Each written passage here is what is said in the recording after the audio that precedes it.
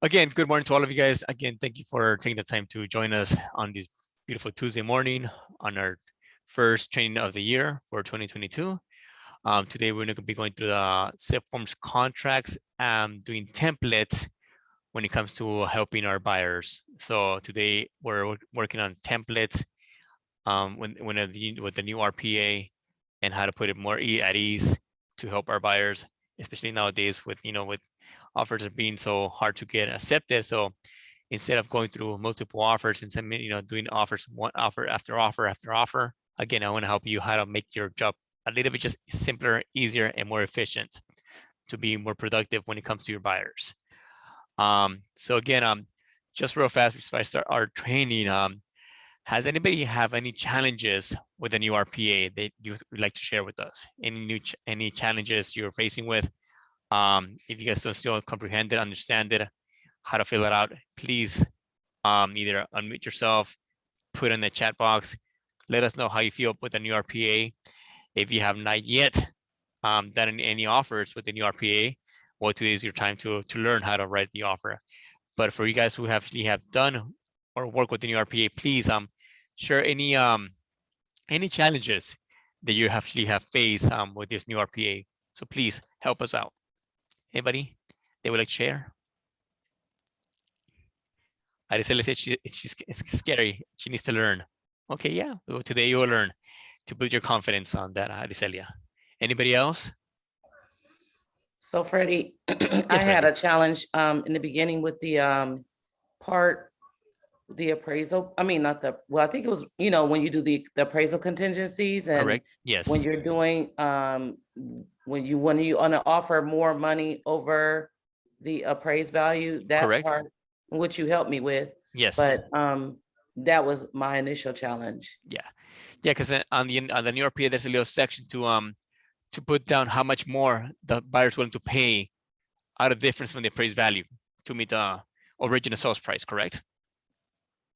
Yes. Okay, yes. And today I want to go through all those little points. And again, that's a great question. And thank you for sharing that with you with us, Brenda. Appreciate you on that end. Anybody else? Anything else? Any other comments or questions or concerns about the new RPA? No? Wow, you guys are good, man. All right, we're done. Have a good day. Thank you very much. Well, I'm gonna actually point it out. As you guys know, actually, I do look through the files when it comes to your SkySlope folders and transactions under the Downey and the Southgate office. And I have seen a lot of poor written offers from you guys. Yes, you guys, not other agents, you guys, okay? And I'm gonna point fingers. Again, I'm not judging, but I'm trying to help. Yes, I have seen offers poorly written with a new RPA. So today I'm gonna help you guys how to, kind of clean it up and make it more presentable and again, make it more professional in other words. Okay, so please take note, get your pen and papers, and I'm gonna go through the RPA. And again, our class should be about an hour and a half. If we don't finish, most likely we're going to next week. But again, any questions, go ahead and unmute yourself, put in the chat, whatever that works, and let's get to it. All right. All right. So first things first, let me go to share my window, and you guys should know how to already how to log into CAR, right? If you use CAR or use SkySlope, whatever you guys use, it's the same layout no matter how you see it. Okay. So let me start sharing my screen with you guys here, and I believe you guys can see that. Yes. Great. Okay, awesome. Okie dokie. So first things first, let's work on a template. Okay. When we do actually create templates, excuse me, we definitely want to go first right here, which is templates. Okay. Okay, from the dashboard, pretty much your car actually set forms opens like this, and you have forms, transactions, templates, document inbox, tax, contacts, partners, shop, and help. But we want to go to templates. Okay, click here. And then from here, we're gonna select either the Freddie, there's clauses. nothing there. There's Okay. nothing there. Oh, That's Oh. what I was telling you, Freddie. sorry, folks. You didn't- Sorry, guys. Okay, let's go back. Thank you very much for. Okay, is that better? Yes. Yeah. Awesome. Okay, good. All right.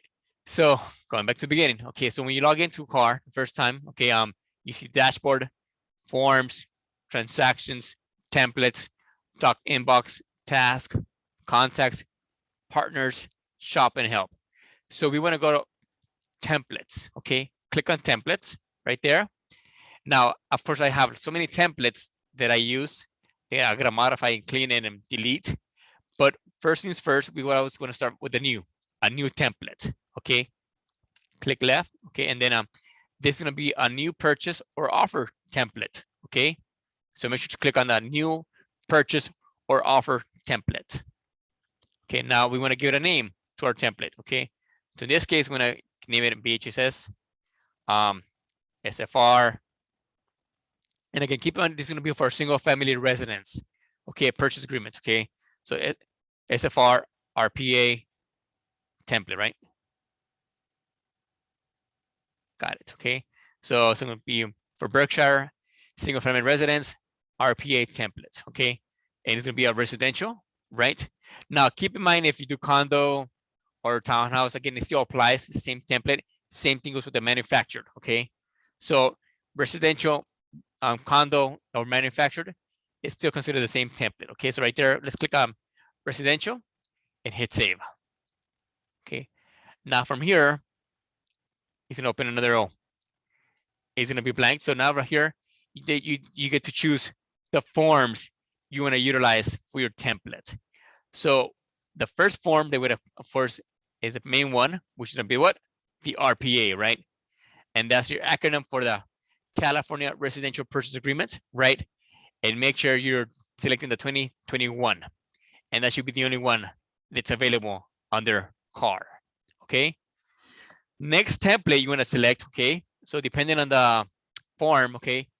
Keep in mind that, nowadays we work with FHA buyers, conventional, VA, and the list goes, and all cash buyers as well. So again, I'm gonna go through all the forms that I believe that most likely I'm gonna be using when I do my my template for my RPA for my buyers in this case. Okay, so I'm gonna also select, right, a BCO, right, a BCO, which is counter offer number 1. Okay, because most likely it's a possibility that I will get a counter offer from the seller, and I need to counter back on the counter offer number 1, the BCO 1. Okay, next thing I gotta search is for a BRE, and this is for your buyer's representation agreement exclusive. Okay, this is the buyer's contract. Okay, nowadays, as we all know, buyers are not really loyal when it comes to our business. So if you want to definitely get them on a contract for a certain period of time to work with you, like a listing contract, so this will be the actual contract to use for the buyer's contract. Okay, again, because keep in mind, yes, you probably have read an offer, right? But again, that doesn't hold you accountable or doesn't hold them accountable to you to work with you on a buyer's contract. So this is the actual contract to use, okay, for 6 months. That, look, if that buyer goes somewhere else and they don't buy with you, but they buy with someone else, with a different buyer or seller, right? Guess what? If you have this contract in play, in effect, you are entitled to that commission. Okay, so think of this like a listing contract, but for the buyer. Okay, car form BRE. Okay.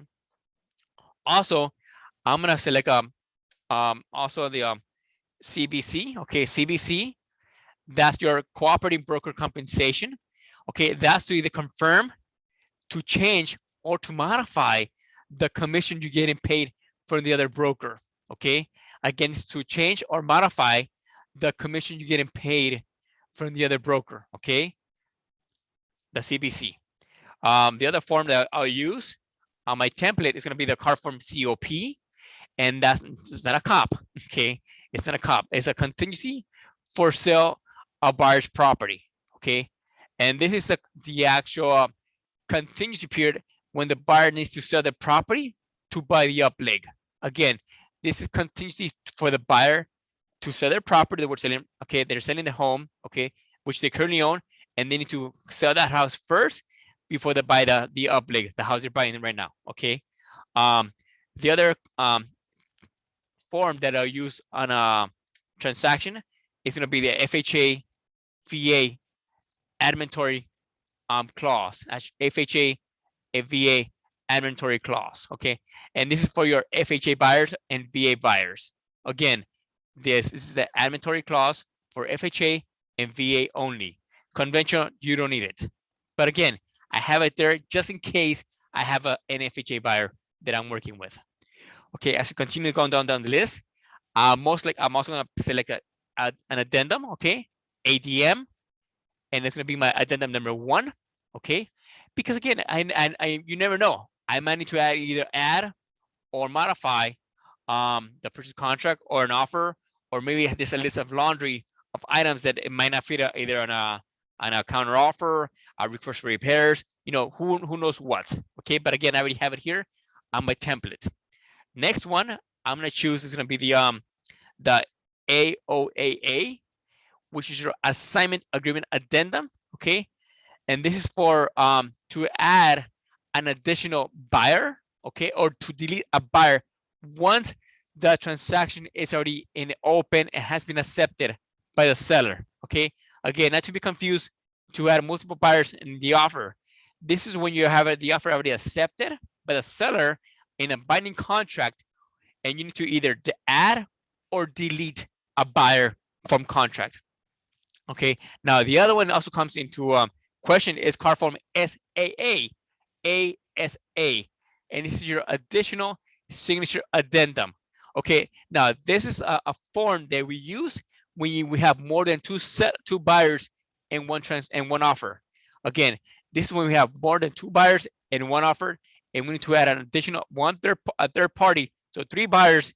So this is the form that you use, okay, to add 3 signatures and 3 initials on the purchase contract. Again, it could be 3, 4, whatever buyers they'll be buying the property. Okay. The other form that we use is going to be my AVID, okay, AVID, okay, and this is going to be for the visual inspection disclosure, right? So when you do your when you do your visual inspection of the property, you got to use the AVID, okay, as well. The other form that we use, it could become handy. It's going to be the BEO. Okay, this is going to be the buyer's early occupancy addendum. Okay, this means that. Ready? Yes, sir. Can you please move your screen up? Up? Yeah, because all the forms are like all the way in the bottom. We cannot see those forms. Oh, okay. Oh, right here. Thank you. You're welcome. Thank you, Ruben. Okay, so the buyer's early occupancy addendum. Okay, this is when the seller has granted the buyer to occupy the property prior to the close of escrow. Okay, and again, keep in mind there's a big risk and a big liability, okay, on behalf of the seller in case he allows the buyer to move in to the property and to take occupancy prior to the close of escrow. Okay, but again, there is a form for that as well. Okay, so in this form is best to use instead of an addendum. So in case you need the buyer and you want your buyer to occupy the property prior to the close of escrow, this will be a form to use, the buyer's early occupancy addendum. Okay, continue. Another form that we got to add to our template is going to be the BHAA, and this is going to be the buyer's homeowners association advisory. Okay, and this applies for anything that has an HOA community, okay, like a townhouse, condo, or even as SFR as well. So if the property, okay, is situated under an HOA, then you can have the buyer's homeowners association advisory. Okay, so pretty much it's going to tell the buyer that, look, this property, okay, is if a condo, a townhouse, SFR, whatever that is, okay, it has an HOA with this property. Okay, so there's CCNRs involved. Okay, what are CCNRs? Conditions, restrictions, and regulations, right? I'm sorry, conditions, covenants, and restrictions, CCNRs. Conditions, covenants, and restrictions. Okay, let's continue on our list. Our next for the template is going to be your car form BIE. Oops, BIE. Okay, this is going to be your buyer's investigations elections as well. Now with this, the buyer has a list what to inspect when it comes to the property. Okay, and then this is the actual list inspections and what to look for when it comes to the property. Next form is going to be your BIW. Okay, car form BIW. Okay, this is your buyer's inspection and waiver. Okay. Okay, so when it comes to waiving a home inspection or termite work or report, this is a form that you need to use. Car form BIW. Okay, and this is only to waive, again, the home inspections and the termite report or completions of the property. Now, when it comes to waiving a home warranty, okay, keep in mind there's no disclosure to waive a home warranty. Okay, the only way to waive a home warranty is through the RPA, and I will show you once I go into the RPA. But again, there's no disclosure to waive the home warranty. Now, in case you forgot to waive the home warranty on the RPA, then yes, you could draw an addendum. Okay, yes, again, you could draw an addendum to mention to the seller and also to the buyer to be aware that the buyer is going to waive the home warranty and doesn't plan to purchase it during the escrow time. Okay, so keep that in mind. Next form that we're going to add to our templates, okay, it's going to be car form CR. Okay, and that's going to be our contingency removal number 1. Contingency removal number 1. Okay, now we might have more than one contingency removal. Okay, and that's okay. But again, we definitely want to make sure that the buyer, okay, on the time allowed it to remove all contingencies, which is now 17 days across the board. Okay, on the old RPA, it was 21 days for the loan and 17 days for the rest of the contingencies. Now, across the board is 17 days when it comes to your inspections, investigations, reports, disclosures, appraisal, and loan. Again, here it goes again. Take note: inspections, investigations, reports, disclosures, appraisal, and loan across the board 17 days after acceptance. Okay, Monday through Sunday. Okay, weekends and holidays across the board. No matter how you see it, it's 17 days after acceptance. Okay, keep that in mind. So we want to make sure for the buyer to remove all contingencies when the time has come. Next car form that we're going to use, okay, and this might come handy, is car form DCE, okay, the demand to close escrow. Okay, now why do we use the demand to close escrow? Okay, well, maybe the seller's taking their sweet time and maybe they need to either, they have to buy a property and they have not yet, or maybe they haven't actually provided some documents or something, and your time has come to close the escrow, right? And you got to get this notice to the seller to push to close that escrow. Okay, so this is the demand to close escrow. So now, in case your buyer, okay, wants to cancel or close escrow, okay, you cannot cancel the escrow without first giving the last warning to the seller to demand to close that escrow. Okay, so you got to give the seller a demand to close escrow, either to close it or cancel. Okay, so keep that in mind, and we're gonna go through every single document that we have here.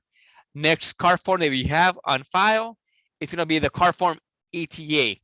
Car form ETA, and this is your extension of time addendum. Okay, now what is the ETA for? Okay, so the car form ETA, extension of time addendum, is to either extend the contingency period, okay, either to extend anything else on the contract. Again, maybe you want to extend the escrow as well, maybe you want to extend your contingencies as well, or anything when it comes to your time period when it comes to this. Okay, so car form is to extend the contingencies, the escrow, or anything else you want to extend during the time frame of that escrow. Okay, keep that in mind.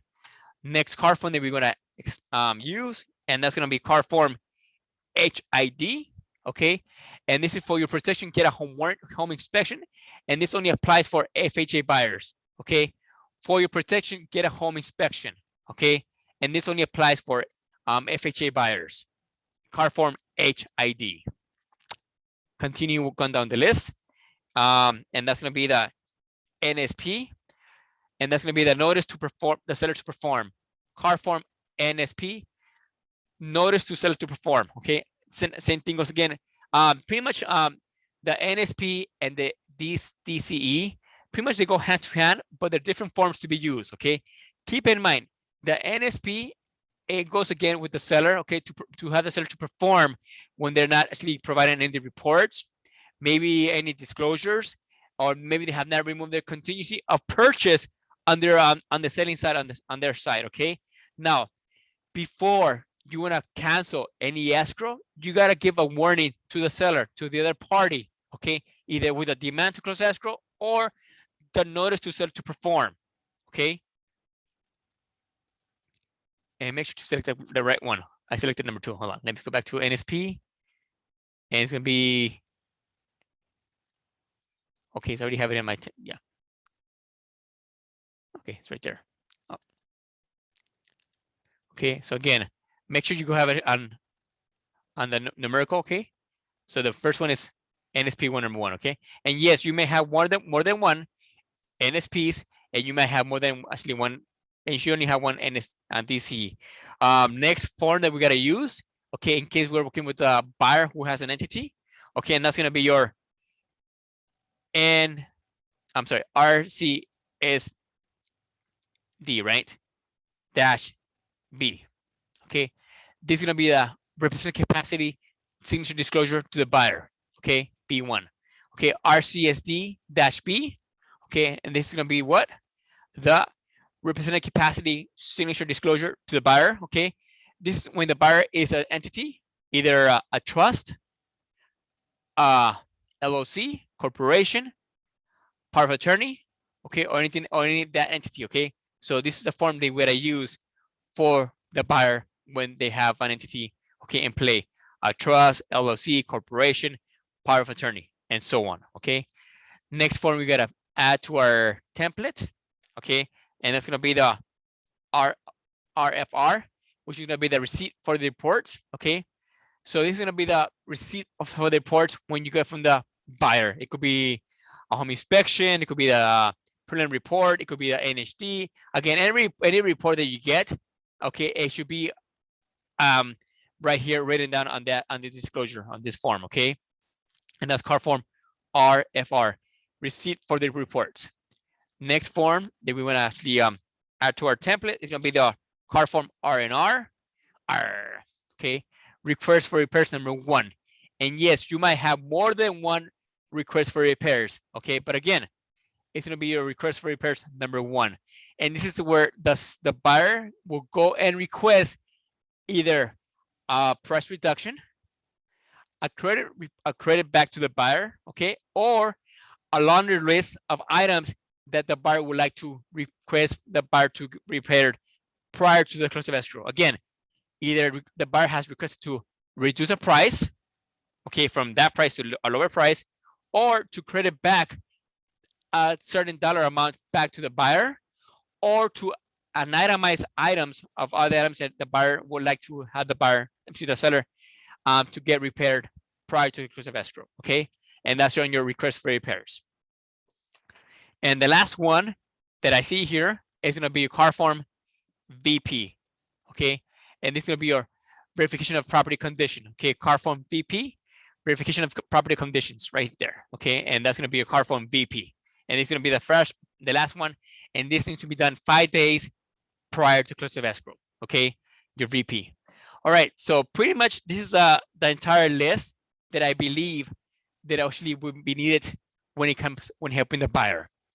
Any questions on this list or this templates that we're currently working right now? And I'm going to go actually, if you want to take a picture of it, please do. If you take notes, please take notes. Okay, here it is. And here's the second half. Okay. Are we good? Can I proceed? Yes, we got it. Yes, please. Awesome. Thank you, Jose Jaime. All right, so now let's go back. Now let's go back to our main form, to the money maker, okay, which is car form RPA, right? card form RPA, and this is the main one. Okay, so now I'm gonna go step by step. Okay, how to properly fill out the form. Okay, now keep in mind the first template that we use. Okay, it's gonna be a little time consuming, but once you finish your template, once you go to your regular offers, it's gonna be everything that you have created on this template. Everything's gonna roll over and carry over, and it's gonna be easy on your next offer you create. Okay, so let's go ahead and actually make this a little bigger for you guys to see. Okay, and first things first. Okay, we're gonna select buyer and buyer. Most likely, we always work with 2 different buyers. Okay, and first thing's gonna be the name of our brokerage, right? And we work for Berkshire Hathaway Home Services, California Properties. Okay, make sure to fill out and put the entire name. Okay, do not abbreviate BHHS. Okay, and do not put just Berkshire. Okay, make sure to put the entire name when it comes to the offer. Berkshire Hathaway Home Services, California Properties. Okay, and of course, what is our license number? 00338699.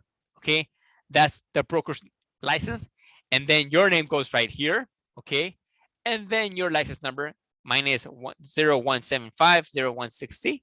Okay, okay, so that's it. Okay, that's that right there. So again, put the entire name of the broker's name, license number, your name, and your license number as well. Continue going down your list of disclosures. Okay, and so on. Continue. Right here, leave it alone.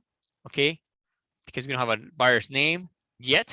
Okay, make sure to fill that right there. Perfect. We continue going down list. Okay, again, leave it alone.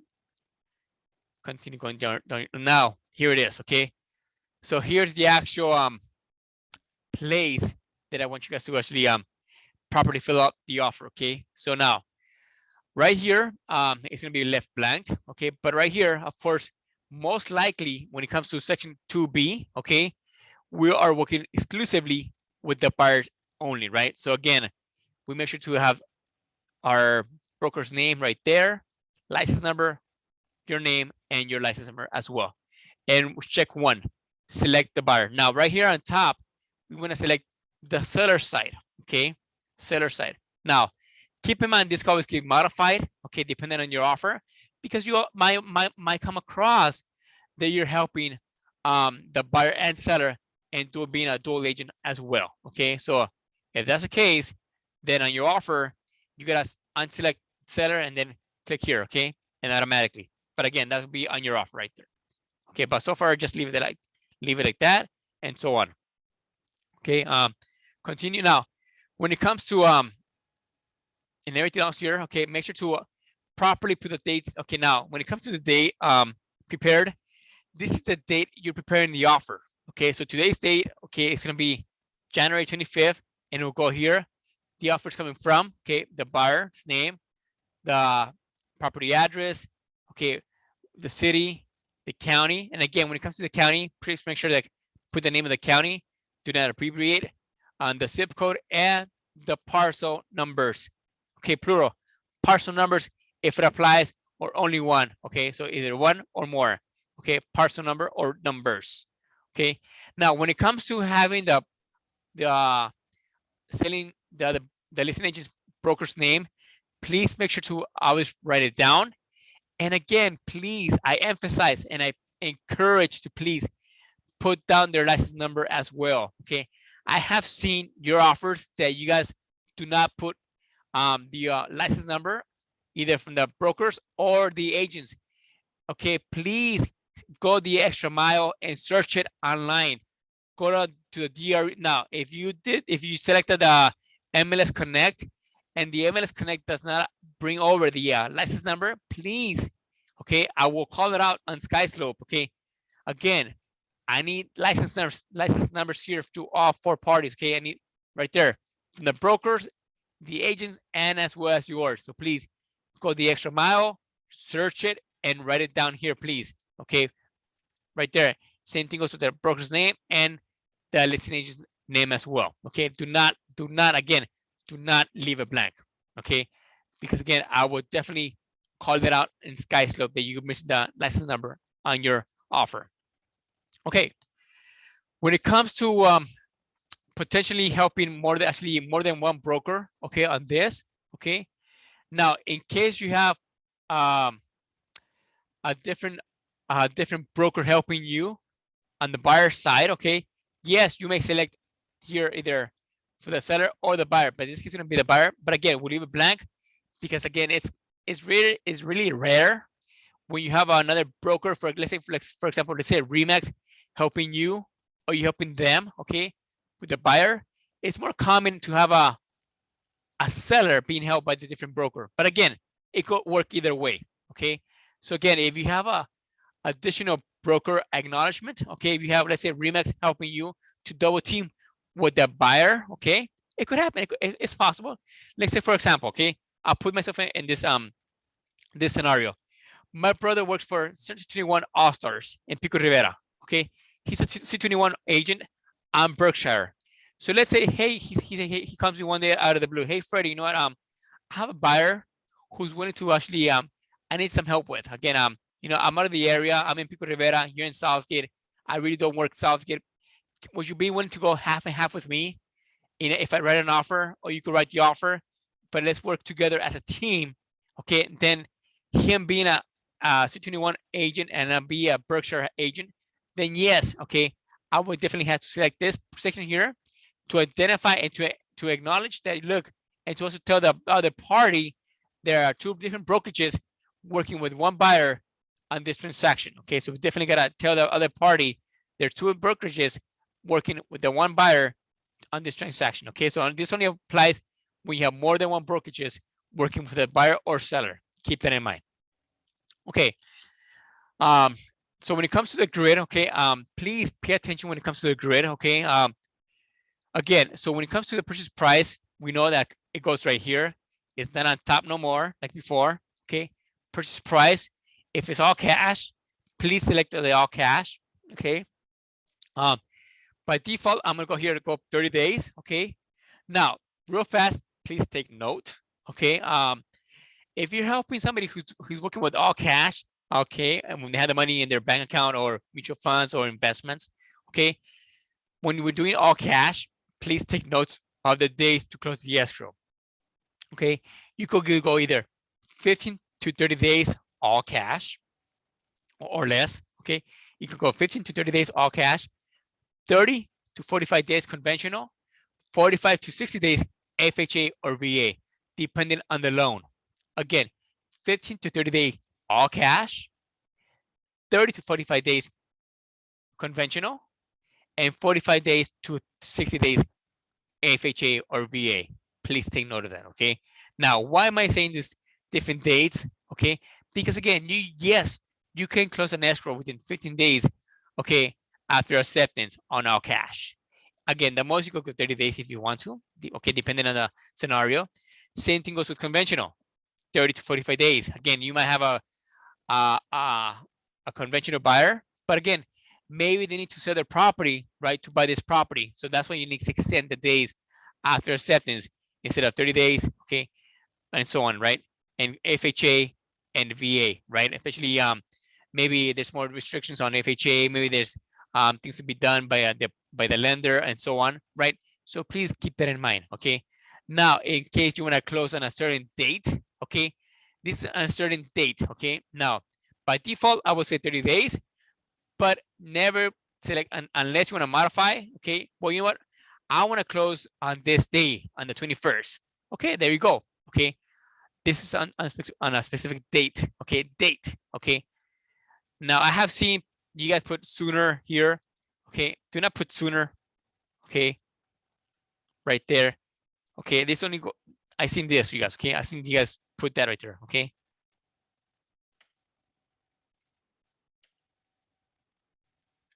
I seen that. No. Okay, I seen that too as well. Please.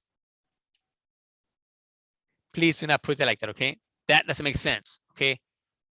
Either a date or days after acceptance. Please take a note of that. Okay. Now, keep in mind when we go to the next line. Okay. The offer is good. It has life for 3 calendar days. Okay.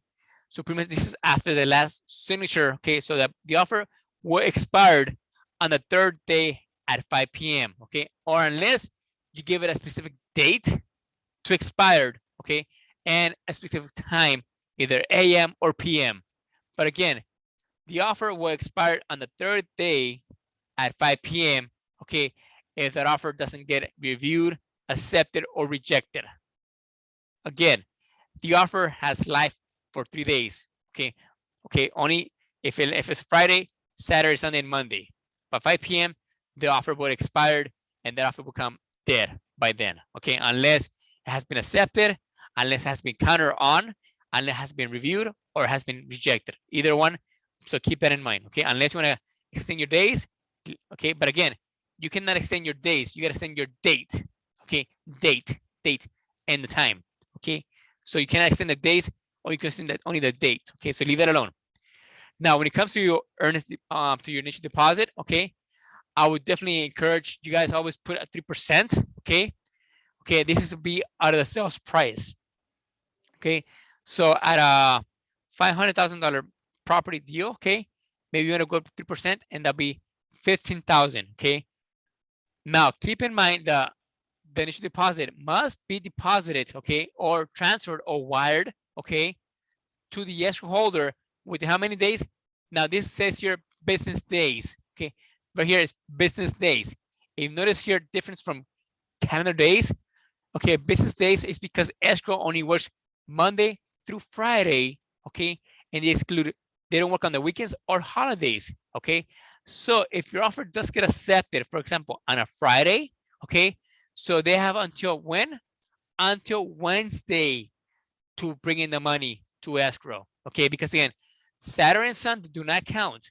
So the first business day is going to be Monday, right?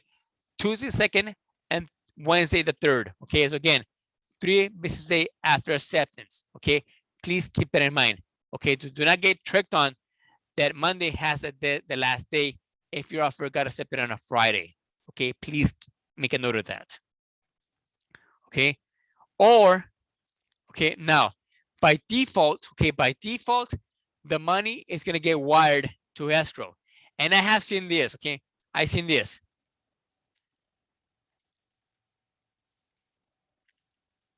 Again, no need to put a wired again, because again, it's already here, folks, okay. It's already there, okay.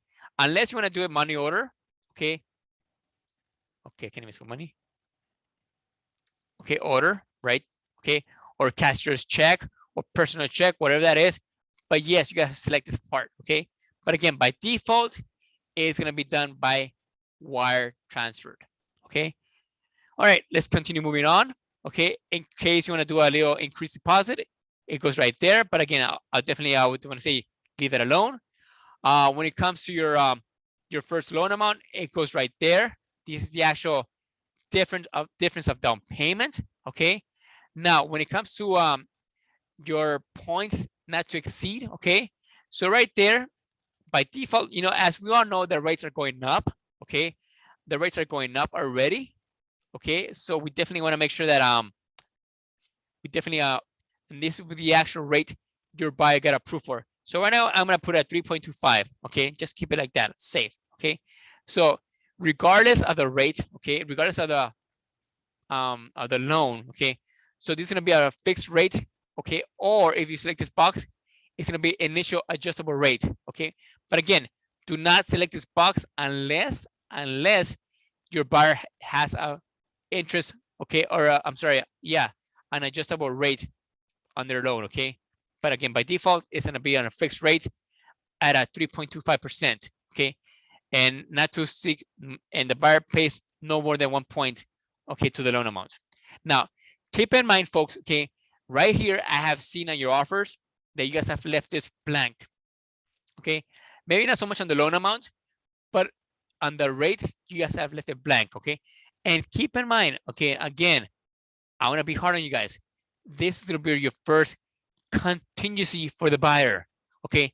This is the first contingency for the buyer, okay. Why is that? Okay, again, if for whatever given reason, and we know that rates are continue going up, okay, if your buyer got approved for a 3.25%, and now the market went out at a 3.5 or 3.75, 3 3/4, right?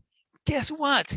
the buyer can cancel or withdraw from the offer because now the qualifying rate that he got approved for, it went up.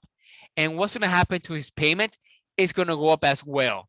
And most likely they might not be able to afford the purchase, the loan amount or the mortgage payment in this case, right?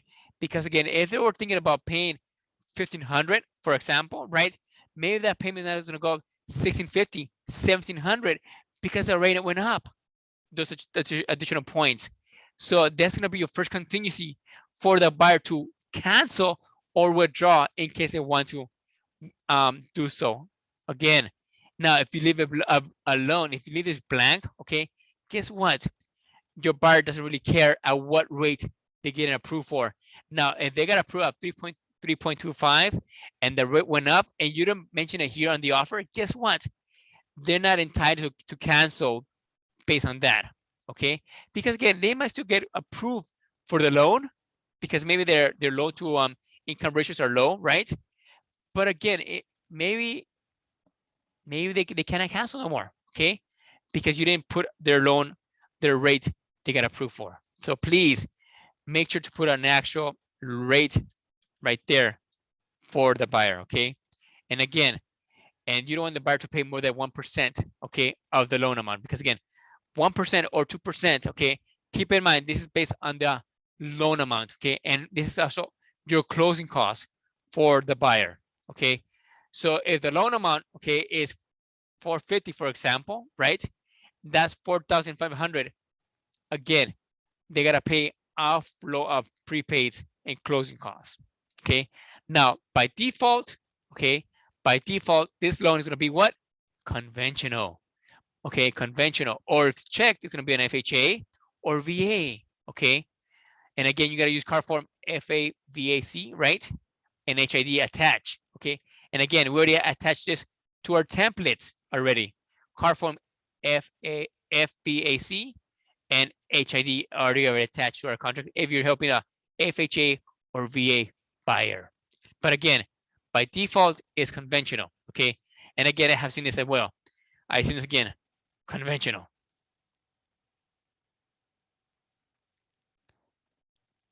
Okay, again, no need to write that because it's already on top. Please take time to read and understand your offers, guys. Okay, make it look professional. Please take the time. Okay. All right. So continue going on letter E. Okay, and again, if FHA or VA is checked right here, right? Either one. Okay, deliver the list of the lender required repairs, right? And this has to be done within 17 days after acceptance, right? So in case you have a FHA or VA buyer, right? You need to deliver to the seller the lender required repairs, okay, within 17 days after acceptance. But here goes the kicker, okay? The seller is not obligated to what? To perform or to do lender required repairs. Again, even though this is an FHA or VA buyer, right? And there's a list of lender requirements, repairs, right? The seller is not obligated to do those lender required repairs for the FHA or VA buyer, okay? To my knowledge, the only thing that need to be done is a termite report and completion on a VA buyer. That's it. Anything else, the seller is not obligated to do so. All right, let's move on, okay? Now, if you have an additional financing or a second, it will go here as well, okay? Same thing, the loan amount, okay? It's gonna be a seller's financing or other, okay? But again, by default, it's conventional. You cannot go to FHA and FHA, okay? There's only one FHA loan, okay? And again, at what rate they get an approved for, okay? And so on, adjustable or so on, and how many points not to pay above the loan amount, okay? Now, by default, okay, on letter E3, by default, this is gonna be what? A primary occupancy, okay? Or it's checked secondary or investment, okay? But again, by default, this is gonna be the primary residence for the buyer to live in, okay? It's not your secondary or an investment. Now, what is considered a secondary home? Well, this could be a vacation home, or it could be a second home, which they probably live part of the years, I'm sorry, part of the days or part of the months through the whole year, right? Or an investment. This is a property they want to either invest, either rent out, right? Or maybe they want to invest to flip it, okay? So keep that in mind. But again, by default, it's going to be a what? A primary residence, okay? So again, we have the buyer initial right there. So any questions on page 1 when it comes to your templates?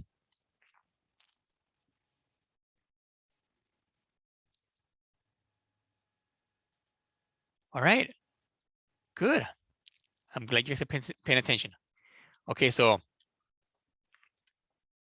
don't forget on letter E1 to always, please always, okay, put a percentage rate, okay, they got approved for, okay?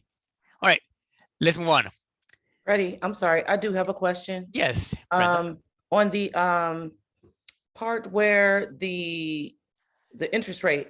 Yes, ma'am. So with my buyer, the rate went up Okay, and they had to come up with more money. okay, there you go. So when you said that, and I put the interest rate in there, Right, but that doesn't override what's going on in the market, right? no, it doesn't. Yeah, but again, this only protects your buyer. Okay, so now you know your buyer had to bring more money to escrow. Mhm, Their payment went up, right? right.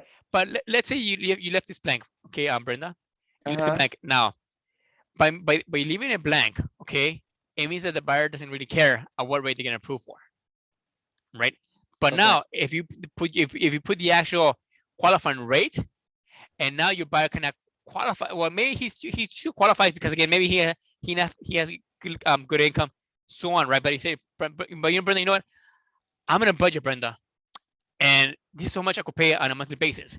Again, 1,500 is my budget, and I cannot go above that. You know, I gotta pay, you know, utilities, I gotta pay my car payment, so on, right? And 1,500 on this rate is pretty enough for me. And anything more is gonna kill me, right? So now your buyer say, you know what? Even though yes, I did get approved for the loan, right? Because again, I have good income to back it up, right? But based on the rate that I'm getting now at a higher rate and a higher payment, I don't want to go with. I don't want to go for it. I'm done. Okay. So that protects your buyer in case that would happen, and it does So happen, they could come out of the deal based on that. right? Because again, now because at one point they got approved for a 3.25, and now they're Uh-huh. buying at 3.50 or 3.75, Oh, okay. right? And you know what? Well, that's above my budget, and I can't afford it no more. Even though just like I get approved, but you know what? That's not the rate that I got approved for. Okay, Okay, got it. but again, this has to be the rate they got approved for, not qualified for. It's very different. Okay, Okay. yeah, it jumped up tremendously. Yeah. So are they still moving forward? Yeah. Okay. Yeah.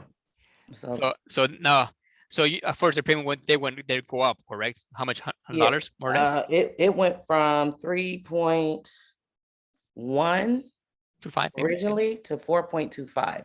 Oh, that's the whole point. Yeah, Wow, that's a couple of hundreds right there, couple of $100 right there. so we're doing an extension so they can come up with some more money. See, there you go. So you see, Yeah. so that's why you definitely got to put that right there to protect your buyers on this case. Okay, Yeah, and that again, makes sense now. yeah, and I've seen a few offers here and there. You guys actually put MPR, BPR, I'm sorry, best prevailing rate. And what is that? And I've also seen counter offers that they want you to put a best prevailing rate. But what is that? Again, you're saying, well, at whatever rate I get approved for, I'm okay. No, of course not. I want to get Right. approved for that approve that again, that based on my FICO score and so on, right? I'm not gonna put a whatever best prevailing rates in the market. Of course not. I want to make sure I'm actually respected the rate I get approved for. Now, if the market goes up, then it's a different story, right? But if I could lock the rate at a 3.25, then I'm good with that. Okay, Okay. So okay. yes. Thank you, Brenda, for sharing Thank that with us. Yes. Very good. Yeah. And again, please, folks, make sure to put the rate right there. Okay. All right. Move on letter G1. Okay. So now when it comes to any credits back to the buyer, okay, and of course it will go right here. Okay.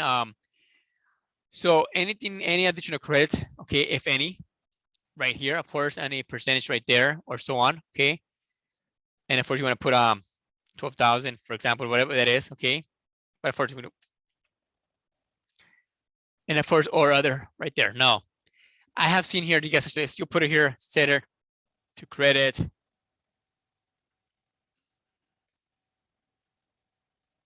And of course you get so on and so on. But again, no need to put that sentence no more because it's already here for you guys, okay? Now, when it comes to additional finance terms, maybe, excuse me. When it comes to additional finance terms, you could potentially put it could be a gift coming from this third party or so on, right? Maybe something else. But again, no credits should go here, only right there, okay? Now, seller credit to be applied for closing costs or other, okay? Other could be what, repairs, right? Other could be something else, right? But again, it's only for towards closing costs or other, and you select this box, okay? But again, you also put it here the dollar amount, and it automatically is going to give you a percentage based on the purchase price, okay? And then again, keep in mind, this is not a contractual term, okay? It's not an obligation for the seller to do so. All right, let's move on. On letter H1, when it comes to the verification of funds, all cash, again, we know that, okay, that by default, okay, the buyer has 3 days, right, to provide, right, the verification of all cash, okay? It's attached, okay? It's already attached to the offer, okay? If it's all cash, it needs to be attached to the offer, the proof of funds, the POF, right? The proof of funds must be attached or must be what? Provided within 3 days or X days after acceptance. Now, what are the chances, okay? What are the chances or the possibility, right?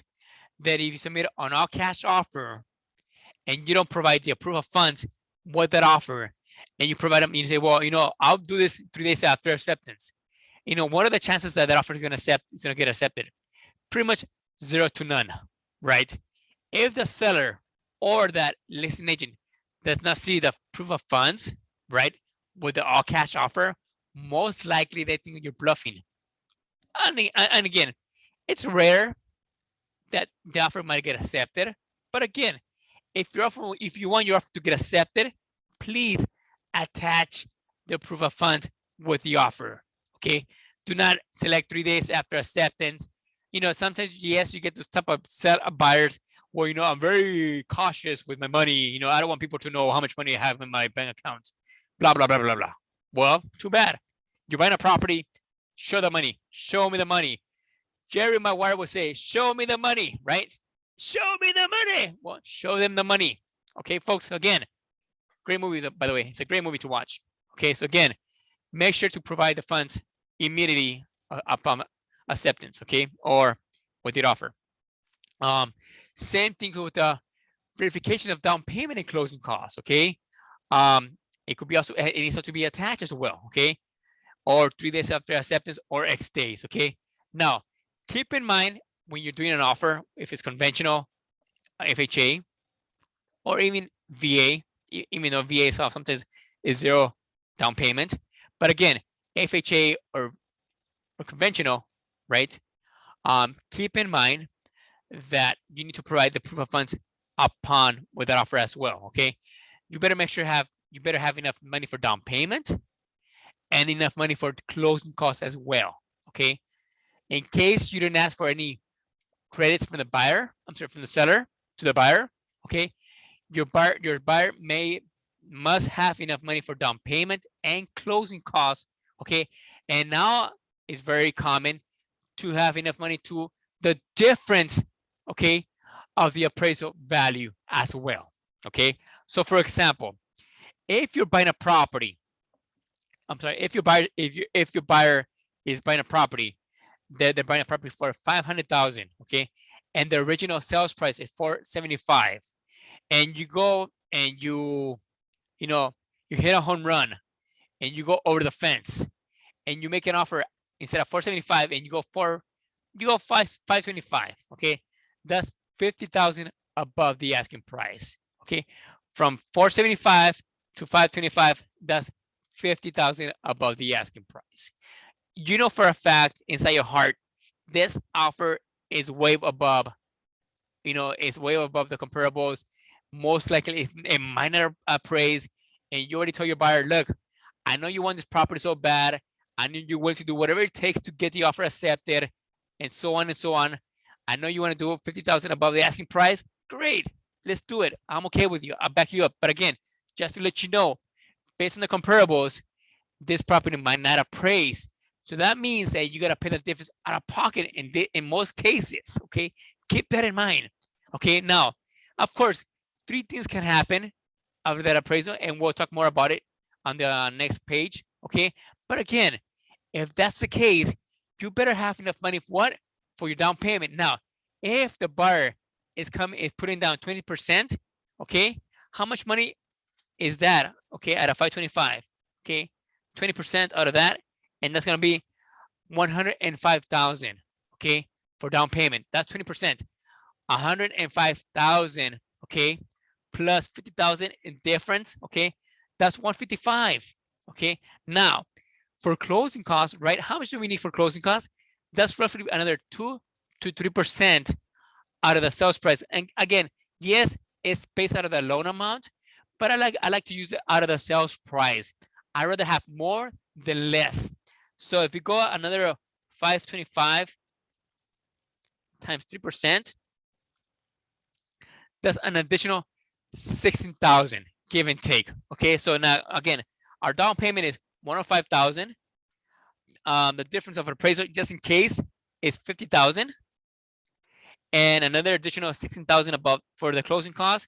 So total about 171, about 175, give and take, the buyer needs to have in their bank account in case they want to pay the difference for the appraisal, enough money for down payment, and enough money for closing costs. Okay, so this also has to, for you guys to please pay attention. Okay, please pay attention to your buyer's bank statements and proof of funds. Okay, if you have a buyer say, yeah, don't worry, I'll get the money. Well, show me the money first before we move forward. Again, I don't want to help you with the offer when you only have enough money for down payment and you don't have enough money for the closing costs or enough money for the difference for the appraisal. Okay, please do not waste your time on people who do not have the funds to buy a property. Okay, maybe they have the money for down payment, then you got to ask, then guess what? You need to ask money for closing costs. Then you know what? Maybe they can actually afford the difference of the appraised value. Okay, so please keep it in mind. Take notes of their proof of funds, folks. Okay, make sure that the same thing applies when you're helping a seller. Okay, and you get an offer like this, okay, on your way, please make sure they have enough money for down payment, closing costs, and the difference of the appraisal in case that will go that route. Okay, let's move on. Okay, same thing goes with the loan approval, okay, or the loan application as well, okay, or again. So you need to have it attached, or within 3 days, or X days. Either you need to have a pre-qualification, okay, a pre-approval, or a fully underwritten approval from the lender. Again, have it attached, or within 3 days, have a pre-qualification, pre-approval, or fully underwritten approval. And again, right here, I'm gonna select my pre-approval by default. Okay, right there for my template. Okay, I'm gonna have it for my template again. But again, you could always come back and change it as you please. But again, I want to, because most likely we always get pre-approval letters.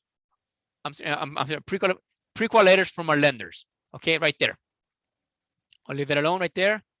And again, okay, your final verification of condition. This is your card form VP. Okay, it needs to be done 5 days prior to the close of escrow. Okay, your final verification of condition. This is your VP, card form VP. It needs to be done 5 days prior to the close of escrow.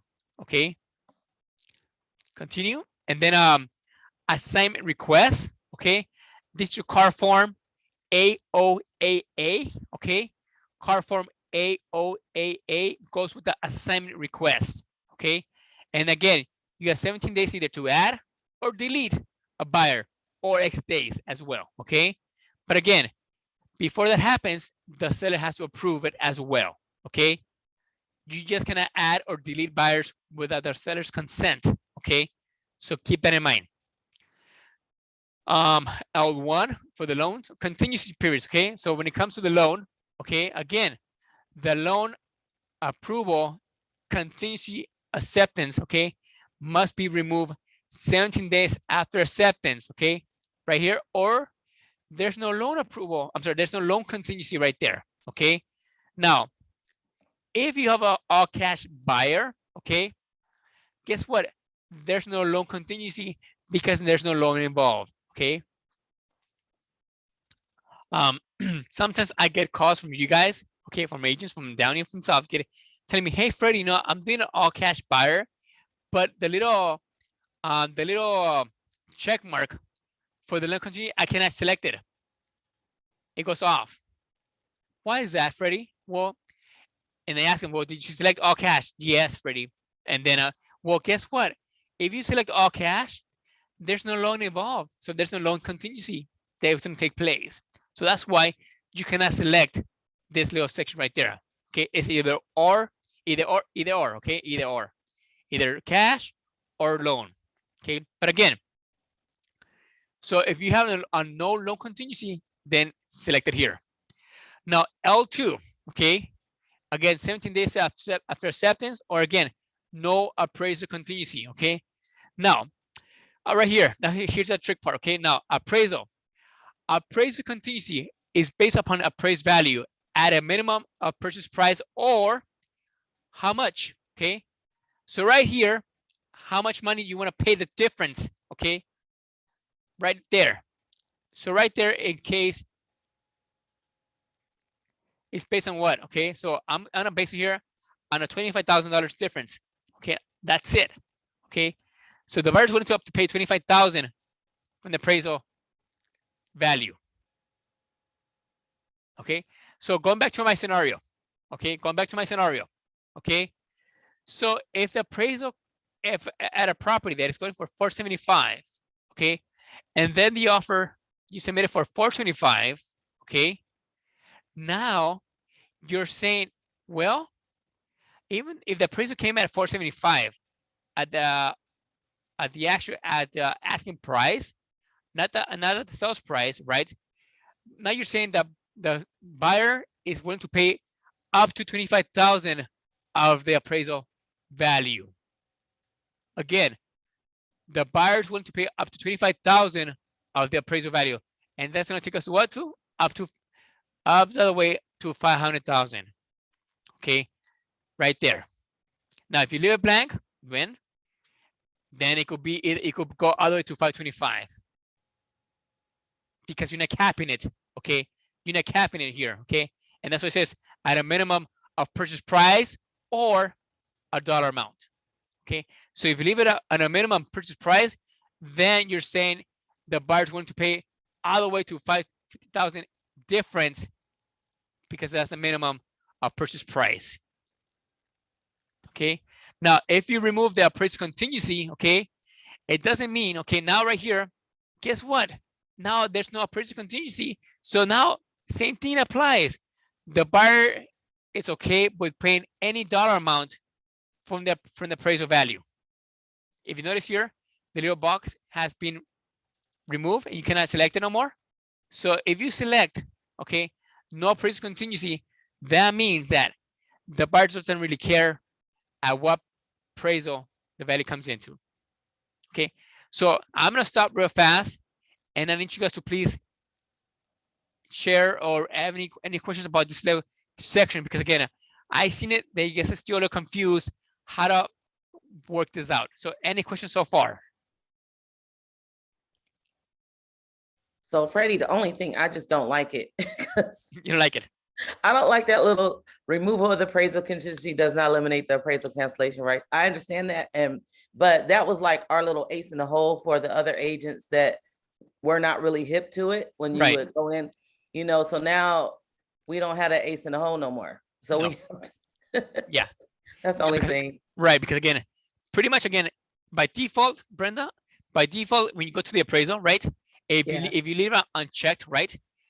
So again, okay, let's go back to our scenario, right? Let's say, so we go, the asking price is 475, the selling price is 525, right? So that's a $50 difference, right?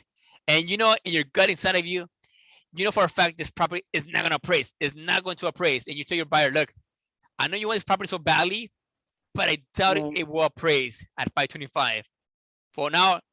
So now let me ask you, Mr. Buyer, are you willing to pay the difference from 475 to 525?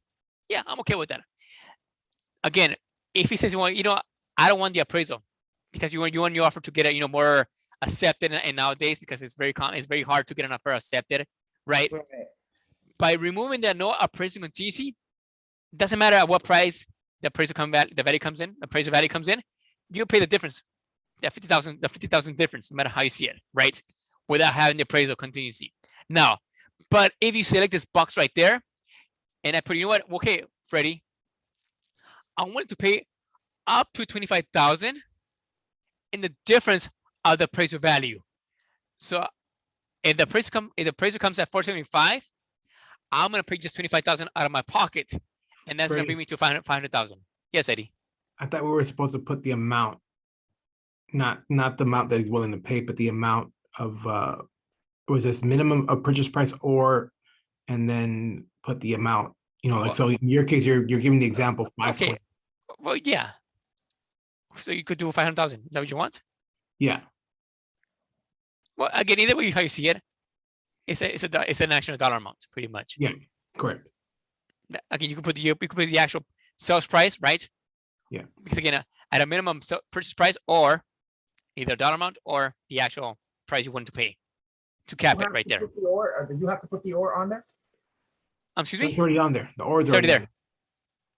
It's already there. You have Sorry, to put the amount, the sales price amount on there. You Yeah, don't have again, to- yes, you have to put, again, you could cap it at a sales price, or you could put the actual dollar amount, whatever you want to pay. Right, so, but the question is, we don't have to put that on. We don't have to fill that out. in there. Well, if you leave it blank, JJ, okay, you leave it blank, brother. Okay, now you're saying you're willing to pay whatever you're willing to meet the sales price. Right, but most buyers are willing to do that. Right, exactly. It's just, I mean, say the appraisal comes in lower than the buyer, we go back to the table and negotiate that value. Yeah, yeah, but like Brenda was saying, again, we don't have an ace in our pocket anymore, right? Because again, before this new RPA, right? Again, three different scenarios can still happen, right? Again, if the appraisal comes lower, JJ, right, and Brenda, again, we always go back and negotiate back to the seller. Look, hey, I know we went, we jumped the fence and everything else. We asked 525 and so on, but you know what? We want you to reduce the price at appraised value to 475. Okay, and the seller can say yes or no. Say no. Yeah. Okay, no, forget you. You offer 525. I want 525. Then you pay the difference out of pocket. Now, if either party cannot negotiate, then this deal is going to be a dead deal, right? Correct. It's dead. Now, Yeah. but again, if you have no appraisal contingency, then the ball falls on the seller's court, and he has the right away. Well, you pay the difference out of pocket, or else. That's it. Yeah. There's no way to cancel based on the appraisal contingency. That's it. Yeah, but I mean, no appraisal contingency, we will use that on an all cash. Yeah. basis. Yeah, most likely, yeah. But you can leave that blank, Freddie. It just turns into the old RPA, Negotiate. right, in a sense, right? Yeah, negotiated. Yeah, again. Well, but again, but I know. In this market, it's really tough if you leave that blank and don't put some kind of cap or something like that. Yeah, especially because again, maybe your buyer doesn't have enough money, but again, yeah, you want to go all the way, right? Maybe you want to go say, oh yeah, I'll pay this money out of pocket, but again, maybe he has enough money for, again, maybe 25,000 difference from the appraised value, right? Maybe you want to show off to the offer, make it more attractive, Yeah. asking 525, but hey, I'm gonna cap it at 500,000, right? And that's it. Again, now keep in mind, a lot of agents do not know how to read this yet, so you gotta protect your buyers at all times. But again, make sure to select this box. All right, we're good. Yeah, Freddie, I was just thinking about how we would go without the appraisal contingency and rely on the loan contingency. But I guess what I was saying is like that little sentence underneath where it says no appraisal contingency, that kind of puts it out there. If you have an FHA buyer that, you know what I mean? Yes. It, puts it out there that they still can cancel. Yes. Yeah. On an Where- FHA buyer, yes. They can still cancel, correct. But again, it's gonna be kind of hard because again, you're kind of between the one in the store, right? So you definitely gotta make sure that because again, a lot of lenders would allow the FHA buyer to remove that appraisal contingency, Mm, right? Even though, yeah, you have this the inventory clause that protects the FHA buyer, but at the end of the day, you know, they could still argue it. You know, it's on you. So you got to be Oh. very careful with that. oh, okay. All right, so we're good on this. So again, cap it or put in an actual dollar amount, okay, from the difference of the appraisal value. Okay, folks, we're good on that? Yes? All right, move on. L3, investigations of the property, okay? And again, this is your home inspections and so on, right? Your home inspections, your foundation, and so on, right? Anything, roofing, and so on and so on. Excuse me. Continues with the informational access of the property, okay? Again, 17 days after acceptance, the buyer has the right to access the property within the 17 days after acceptance, right? Now, buyer's rights to access the property for informational purposes is not a contingency and does not create cancellation rights and applies even if contingencies are removed, right? So again, after 17 days, can the buyer still come back to the property? Yes, not so much. But again, he or she needs to do everything within the 17 days after acceptance, okay? Review of seller's documents, okay? Now, these are most likely the disclosures, right? Any reports, any rent rolls, it could be HOAs, CCNRs, so on, right? Lease contracts, okay? Again, 17 days after acceptance or 5 days after receipt, whichever is later, okay? The preliminary report, same thing goes with that, 17 days after acceptance, and so on. Common interest disclosures. Now, common interest, of course, is most likely your CCNRs, your HOAs, okay, for the community, and so on. Same thing with the leases, the review of lease or lien items. This could be for solar panels, many other contracts, and so on. They are attached to the property, okay? And then, of course, if you're not remove any contingency from your investigations all the way to the review of the leases and so on, okay, then you need to attach card form CR, okay? Attach card form CR and select, okay, you need to select which ones you not remove from the get-go, okay? So if you not remove your inspections, your investigations, your prelim, your title, and so on, right? And so on and so on, you need to select on the card form contingency removal, okay, form, okay? Select those individually, one by one, okay? And so on, okay? But again, by default, you don't need to have the CR to remove the loan or the appraisal, okay? Keep that in mind. The CR only is for the, from letter L3 to L7, okay? And that's what's like that, okay? L8, if you're gonna have the COP, okay, the sale of buyer's property, okay, card from COP, which is a contingency of purchase, okay, they need to sell this, they need to sell their property to buy this one, and so on, okay, attach it. And then again, additional performance of time, okay, so time of possession, okay, upon notice of recordation, okay, before it was on like 6 p.m. Now it's upon the notice of recordation. And now, most likely we get our recordings around noon, 2 p.m., give and take. So upon recording, okay, the property belongs now to the buyer, right? Before 6 p.m. Now it's still up by 6 p.m. or any other time, right? But again, by default, is upon notice of recordation, okay? Once the escrow officer or the title rep has called you to let you know that your property has recorded, then the keys must be given to the buyer. M2, seller occupied or vacant units. Okay. COE date of is checked. Okay. And again, doesn't matter if it's going to be 1 to 29 days for the seller to remain the property. Okay. You need to attach card form SIP. Okay. Or if it's 30 days or more, then you need to attach card form RLAS. Okay. And that card form seller in possession, and the RLAS is rent lease after sale. Okay. And I believe we didn't attach that to our template. We got to attach that to our template, folks. Okay. So attach that to your template again, RLAS. Okay. And SIP. But most likely, the SIP and the RLAS, most likely it's given by the nowadays for the seller. But again, I do encourage for you guys to prepare it yourselves. Okay.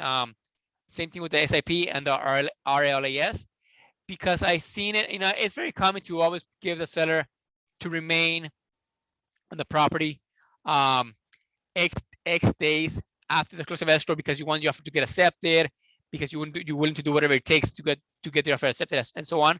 But again, in a different market, I would say charge.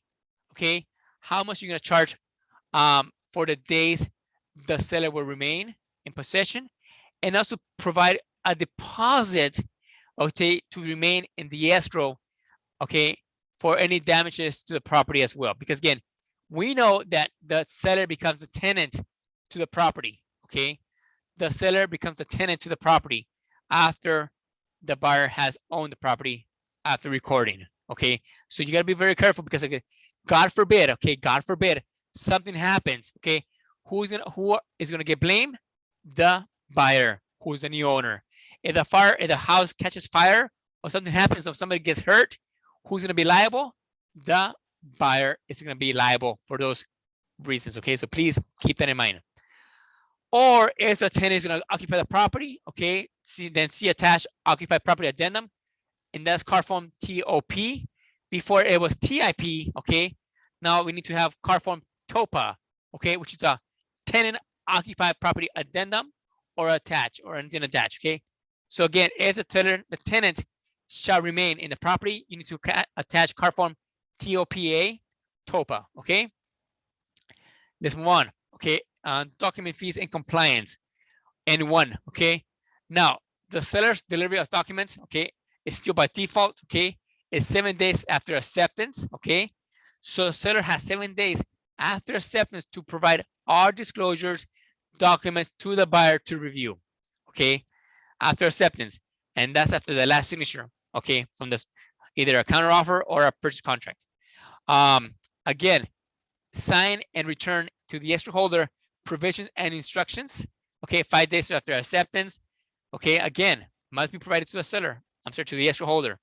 Time to pay fees for ordering HOA documents 3 days after acceptance. Okay, and this applies for both parties. Okay, the seller has, again, must provide within 7 days the HOA, and any other additional fees that must be paid by the buyer from the HOA has to be done within 3 days after acceptance.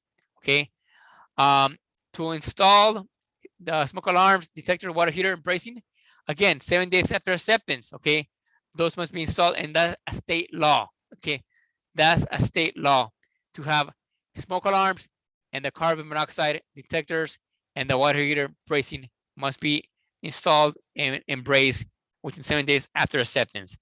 And then again, the evidence of representative authority, okay, 3 days after acceptance. And again, this only applies for your RCSD-B to the buyer or -S to the seller. Okay, you need to provide this to the party for them to acknowledge that this is a entity, and the buyer who's buying the property is just acting as a representative capacity for the buyer. Okay, it could be a trust, LLC, corporation.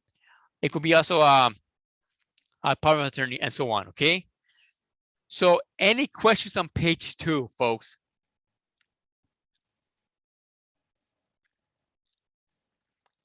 No questions. And if you notice, I only selected one box so far for my template, okay? I only selected one box for my template. The rest I left alone, okay? The rest I left alone, okay? Now, if you want to get a little more savvy on your offers nowadays, if you want to modify your loans, okay, your days of acceptance, I would say here go 14 days, okay? Same thing here, I probably go for 12 days for the appraisal, contingency, and for the investigation, I'll probably go 10 days across the board here. 10 days, 10 days, 10 days, 10 days if it applies. Okay, but this one actually leave it blank, okay? And so on right there. So I'm now making my offer a little more stronger by lowering the days from 17 days to 14 days for my loan approval. My appraisal, let's go 10 days as well. Okay. And again, this is for my template. You can always come back and change those days as well.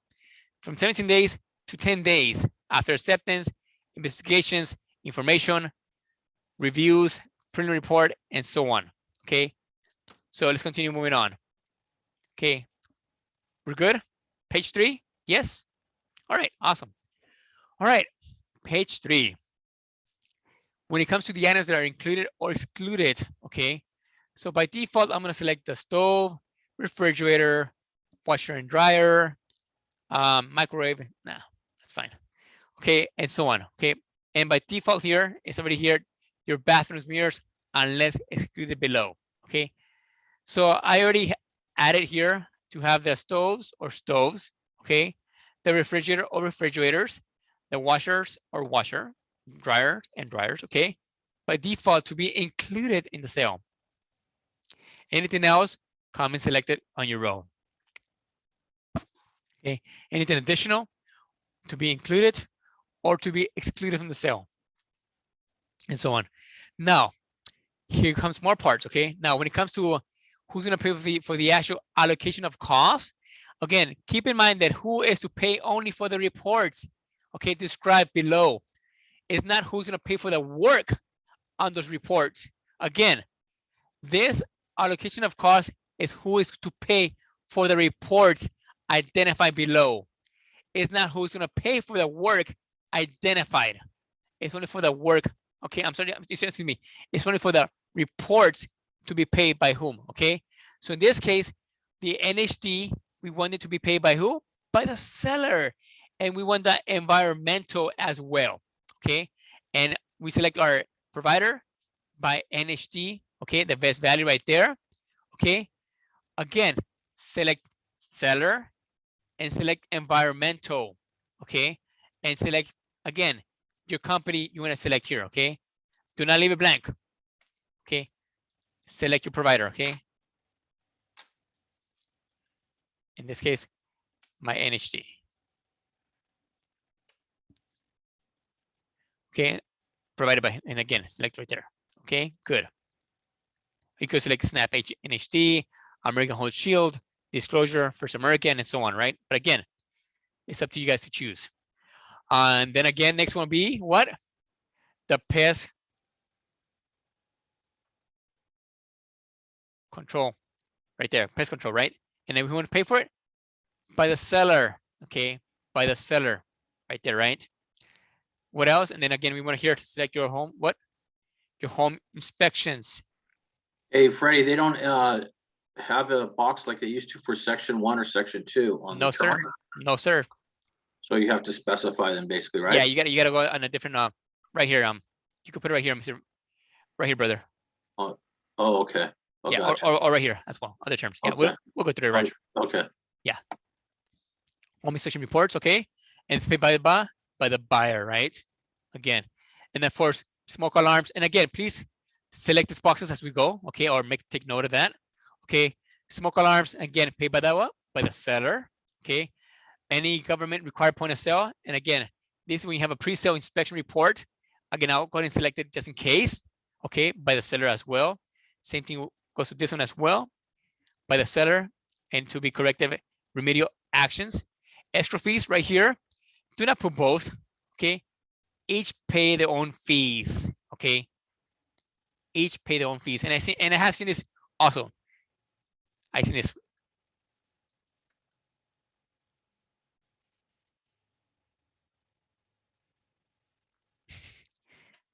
It's already here, folks. Okay, please do not write that.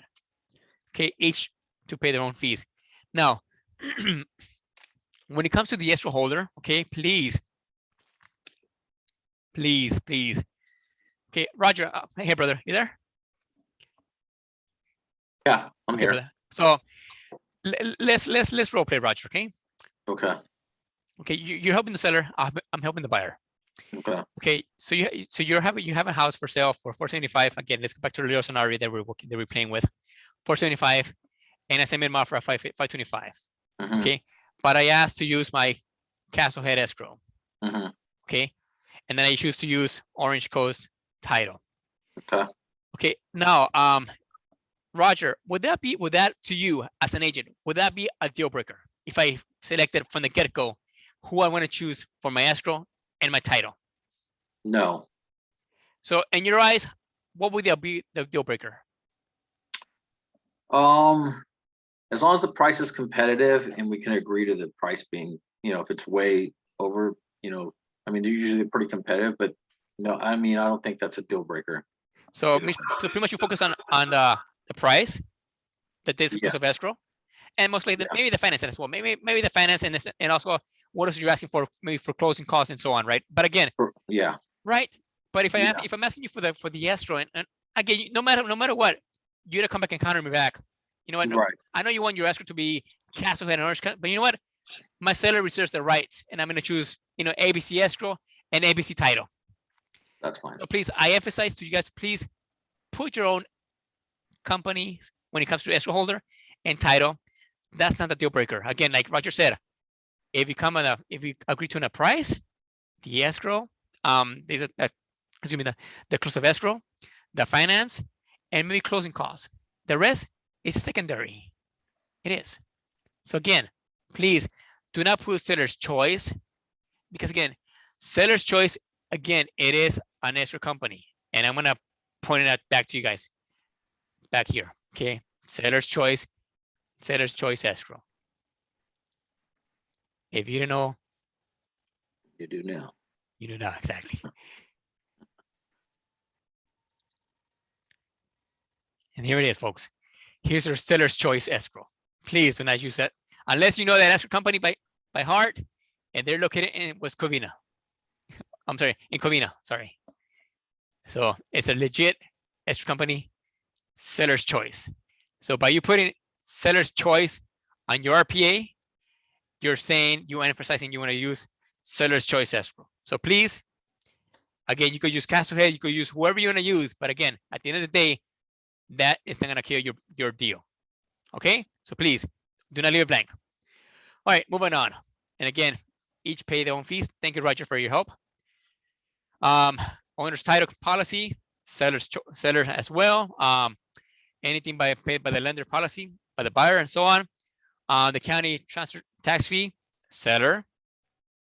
City transfer tax fees, seller. HOA preventing disclosures, seller, and then HOA certification, buyer. HOA transfer fees, seller. Right here, it's already paid by the seller. Okay, it's checked. Okay, now who do you want to get? We always want the seller to pay for everything, right? Okay, we don't care for the seller at all. So no need to put if applicable, because by default now is paid by the seller. Okay, so before in our old RPA, we had it if applicable. Please remove that little section, a little sentence. So just leave it alone and just have it automatically be paid by the seller. Okay, if it applies. Okay, it's on them. Now, when it comes to your TC fees, we all know that we can no longer use transaction coordinator fees. Okay, we gotta change that word because of RESPA. So now we gotta use document. That's it. Document fees. Okay, paid by the buyer, and we gotta put a dollar amount right there. Actually, right there. Okay, so please do not put transaction coordinator fee. Put documents. Okay, documents fees. Okay, now by then, of course, your TC must send an invoice either to the escrow holder or to the buyer to sign, okay? But we can no longer use transaction coordinator fee, okay, on our RESPA. Because again, keep in mind that the TC fee, you know, it should be paid by the agent and not by the buyer or the seller. But again, we always have the buyer or the seller pay for those fees when it comes to our transactions. So again, just have it paid by the buyer. Okay. Anything else you want to paid, add it here, and so on. Now, when it comes to the home warranty, okay, you need to select, okay, the home warranty, okay, the plan, okay.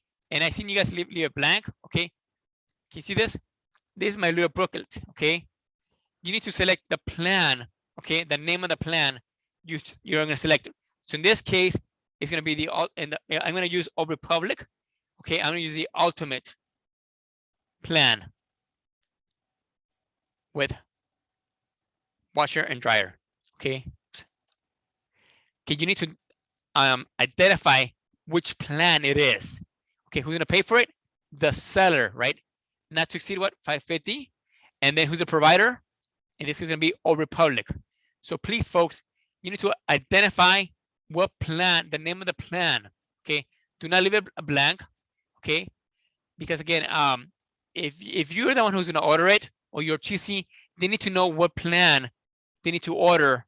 Okay, from the get-go when they go to escrow. And who's going to pay for it? The seller, of course.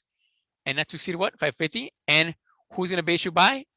By Old Republic. Again, it could be First American, whoever. But again, look at the actual booklet, okay?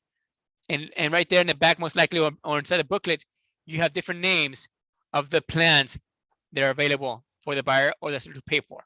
Okay, so please make sure to put the name of the plan, the cost, and who's going to be issued by, and who's going to pay for it. Okay. Now, Roger, you're asking. Okay, so now, who is to pay for the work, right? So again, so seller to pay for section 1 and buyer to pay for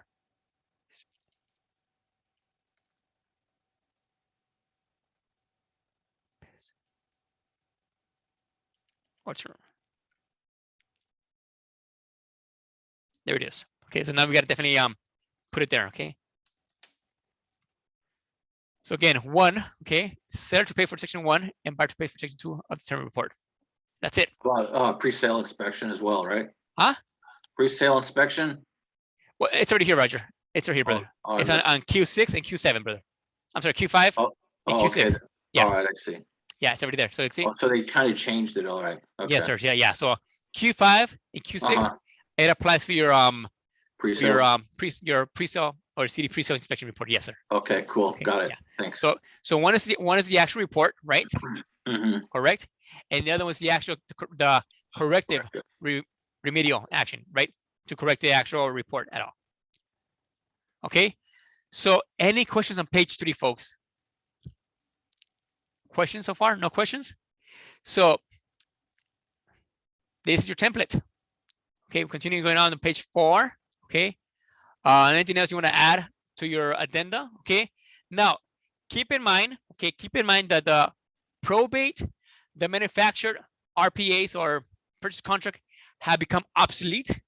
They're no more manufactured or probate purchase agreements.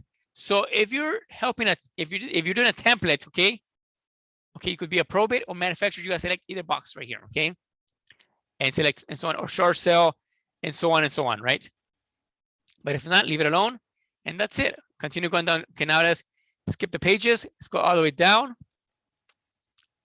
Continue going down the late pages, and so on.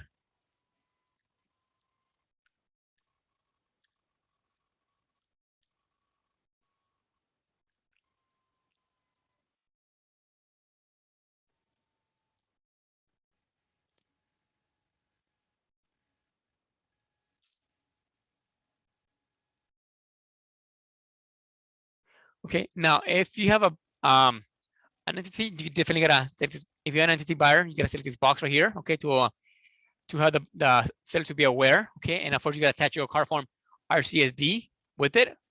Okay, right there. Buyer's name, date of loan. Now, if you have more than 2 signers, okay, right here, if you have more than 2 signers, okay, you need to attach car form ASA, okay, and this is already in our template. Car form ASA, okay, selected right there as well. To also to the seller to be aware, there's more than 2 signers, okay. Right here, leave it alone. Okay, and so on. Make sure your name's right there. Now, before actually come back to page 16, if you're helping, if there's 2 agents, if there's 2 parties, 2 agents, 2 of you guys actually doing a transaction, okay, please do not do this, okay?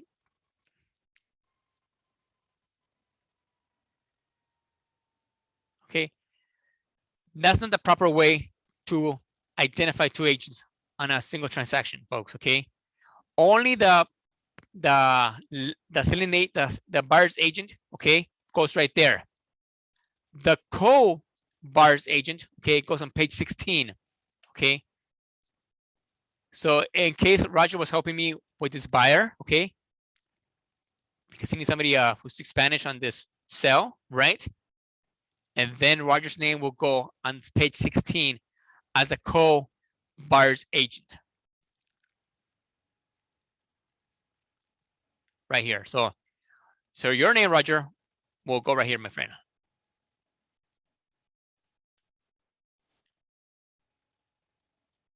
And of course, and then your license and so on right there. Okay, like that. Just like that. Okay, so you have more than 1 agent working with the buyer. Okay, now if you have more than okay, and also you have to acknowledge as well with the car form AAA, okay, right here as well. And then you have more than different brokerages, car form ABA, okay, and so on. And of course your email address right there.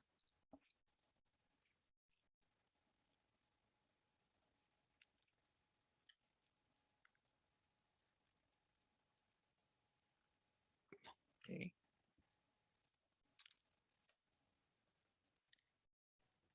You're gonna get text messages as well.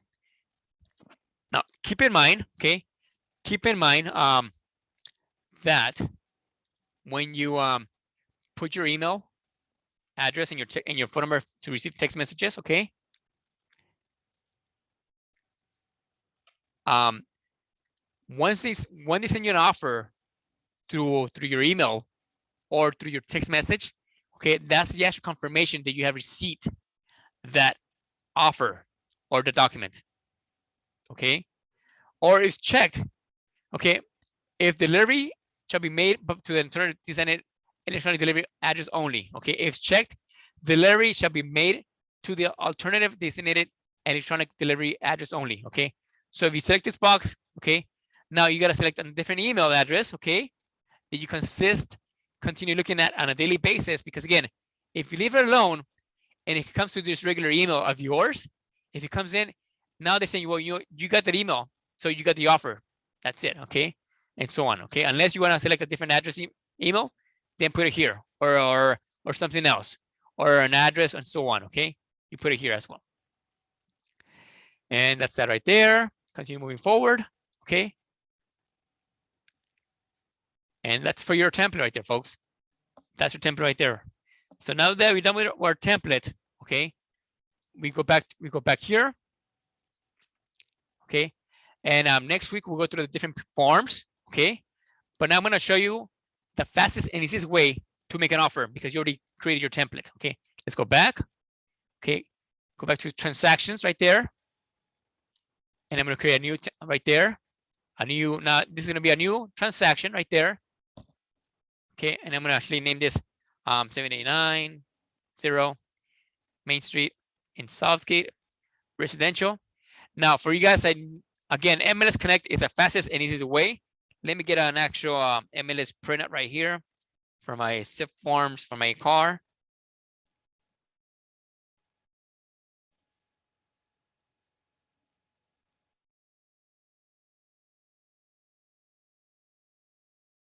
Okay, right there.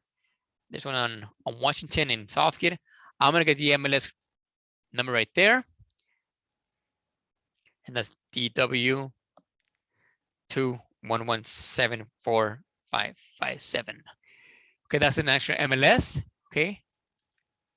And before you actually had the option to select up the property type, that is no longer an issue no more. Okay, and then make sure to include the photo with it and hit find. Okay, make sure this is the actual property address you want to make it the offer on. Okay, the address, everything's there. Okay, and so on and so on. And then use listing right there. Okay, and then from here, residential, active, I want to select the template that I want to use for this offer, right? And then you go down your templates that you have here. Okay, you probably have more than one, like I do. And then search for your template. Let's see. What's my template? Right there, right? Template. No. Yeah, that's it. No, that's not it. There you go. So here it is. SFR RPA template right there. Okay. And hit save. And now all the forms that I created before on the template, if I go to my documents, they automatically are here now. Everything's out here. From RPA all the way to VP. Right there, folks. Everything. So now if I go open my RPA, right? Everything's gonna be there. And now my job is just to put the buyer's name, the sales price, and I'm done with it. Okay. So here it is. I remove the box because there's only one buyer. And this is gonna be Bob Buyer, right? It's already there. Automatically populates automatically. Continue going down my pages. Continue going down the pages. Continue. Yes, yes. Okay. iNet Realty. Perfect. Licenses are right there. Now, let's say, for example, okay, let's say, for example, that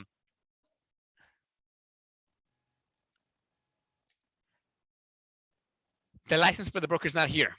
Okay. How can we go about it looking for the license number? Okay. Well, again, you gotta be a detective. Okay. You probably have to work a little bit more, but again, go back here. Okay, search it.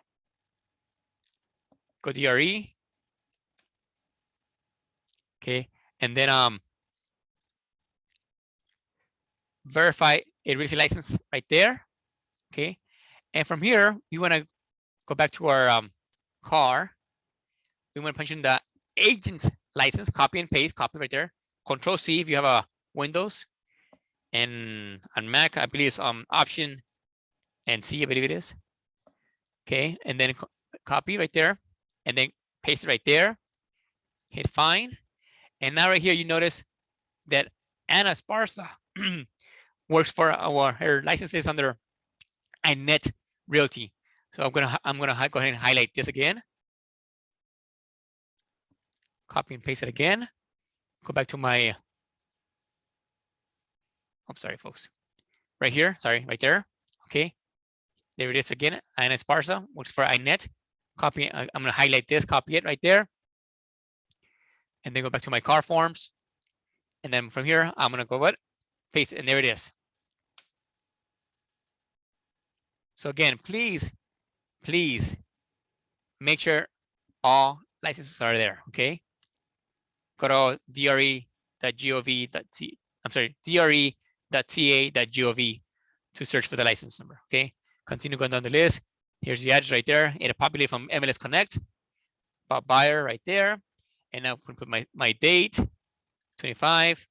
Everything's are right there. Make sure everything's okay right there, and so on. Yes, yes, yes. Seller right there. Good, good. Continue going down the list. Sales price is going to be 525. Okay. Continue down the list.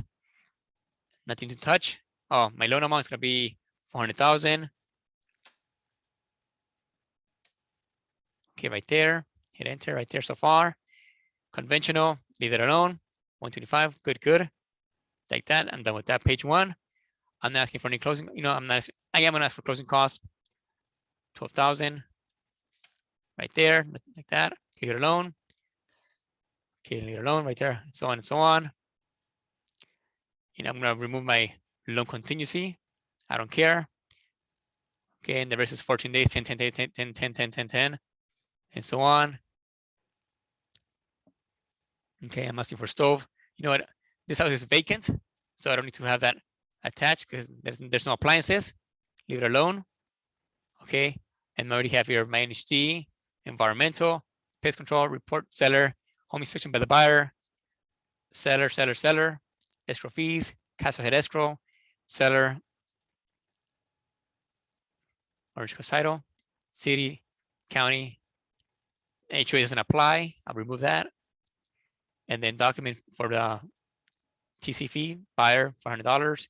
And then I would have the home warranty already, ultimate with a wash and dryer. Okay, and a Republic, $550. And then I'm gonna have, you know what? I'm gonna remove the pest control, make my offer a little more attractive. Right there. Remove this part, and that's it. And I'm done with my offer. That's it. How much time did it take me? Less than 5 minutes, and I'm done.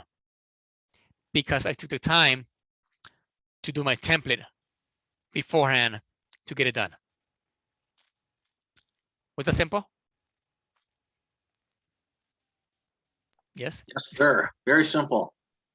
So the best way is create your templates, get it done, first done, and then select or unselect as you go, and you're done. And now next week we'll continue with the other forms. Okay, when it comes to your avids, when it comes to your backup offers, you know what to write, how to put it together. But again, this is the fastest and easiest way. Again, by having the template, by using MLS Connect, trust me, you could do offers in 5 minutes. And now, keep in mind, Roger, again, nowadays we know that we, at least with one buyer, we do at least 10 offers, right? We know that. We know that, right? Yeah. How much time would it take you, brother, to write every single offer from scratch? Oh, it's too long. Too long, man. Crazy. Forget about it. Yeah. Forget it, man. Yeah. Or do it the old way. We just actually Handwrite them. handwrite them, right? Just sign here. Yeah. Copies and just change the Yeah. address. Yeah. I like that one. yeah. That's the good old days. Yeah, No, but I think the form is it's much better, huh? I think it's much. At first, it looked a little intimidating. Yeah, and it looked like, oh man, but I think after kind of getting good explanation, it's much better. It's Yes. simplified. It's more simplified. Yeah, exactly. Simplified. Yeah, exactly. Very intuitive to understand. It's out there again. Focus on page 3 from page 1 through 4, and you're done.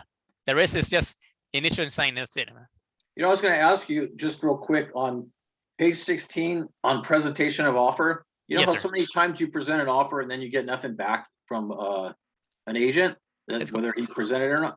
Yes, sir. Okay, let's go back 16. Hold on. 16, you said? Yeah. 15. No, 16. This is 16. Okay, right here, 16. What about it? Yeah.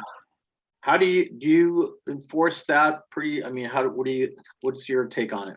Okay, well now when it comes to presenting the offer, it's on page 15 on, brother. Okay, right here. Oh, it is? Yes. So right here. So pretty much when it comes to here, okay, offer not accepted, Oh. right there. Either not accepted, and that's it. They have finished right here. So yeah. there's no offer rejected no more. It's there offer not accepted. That's it. Before and the old RPA, it was rejected, right? Yeah, on page Or not accepted. Mhm. Now it's not accepted. That's it. Right here. Yeah, I gotcha. All right. Yeah, Yes, sir. I never saw that. Okay. Yeah. Okay. Now keep in mind also, Roger, and the rest of our agents in the on this call. Mhm. If you're helping the seller, okay, you definitely gotta also identify, okay, that yes, you're gonna do a counter offer or a backup offer or something else with that as well. Okay. Mhm. Right here. Mhm. Okay, because again, this has been left blank when you're helping the seller as well. So you gotta put here, select the box, either a counter offer or a backup offer. Okay. Oh, that's good too. Okay. Yeah. And actually that was on page 10 of the old RPA Mhm. with a date on top of it next to it. But yeah. But again, trust me, with this, having the nice template like this, Yeah. especially nowadays we do it about 10 offers per buyer, Mhm. it's gonna eliminate a lot of our time from doing like one by one, scratch from scratch again. Just Yeah. use MLS Connect, date, sales price, and select or unselect, and you're done, brother. That's it. 5 minutes or less. Mhm. Yeah. I And like sign. Yeah. that. Okay. Well, thank you, Freddie. Appreciate it. You're welcome, Roger. Thank you, brother. Thank you for being a part of this class, man. Absolutely. And yeah. And any other questions? Any other concerns? Anything else? We're good. Rafa, you're welcome, brother. Ruben, we're good, Ruben. Ruben, are you there? Yeah, I'm here. Yeah, it's all This- good. Thank This you class so was for you, much. Ruben. Yeah, I know. Thank you. Thank you, brother. Yeah, man. Appreciate it. Thank you. Yeah, never. Yeah, I'm sorry it took for long, but again, I couldn't This year, let you down, this brother. year, But we got it. you got it. Okay, Yeah. and next week, again, be again on a training, because again, next week we're gonna go through different the other forms when it comes to the backup offers, many the avits and so on. So we already have everything lined up, right? Again, sales price would be to negotiate this and so on, and just add and delete and make it easier for you guys. Okay, great. Yeah. Okay. Probably we can also try to do, like duplex and all those. Yeah. Again, we'll go through every single template. Okay. We'll also Yeah. do also on the listing side as well. But again, we definitely make sure we fully understand the RPA, because again, if we know the RPA, we know the income property, commercial, and so on and so on. It's the same thing. Just about the same, yeah. Yeah, it is. It's all there. Again, they all have the grid, page 1, 2, and 3. That's right there. Mhm. Great. All right. Well, thank you. Okay, folks. Well, again, thank you for your time. Appreciate you. Tomorrow, I believe we have our meeting at 10 o'clock, right? So be there, be safe, take care. God bless you guys. Have fun. Adios. Thank you very much for your time. Freddie, Thank you, Yes, Freddie. yes, Eddie. 11 Thank you, o'clock, right? 11 o'clock for Softgate. Yes. Okay. Okay. Thank you, Brenda. Thank you. Bye, bye, Naomi. Nice seeing you again. Bye. Happy New Year.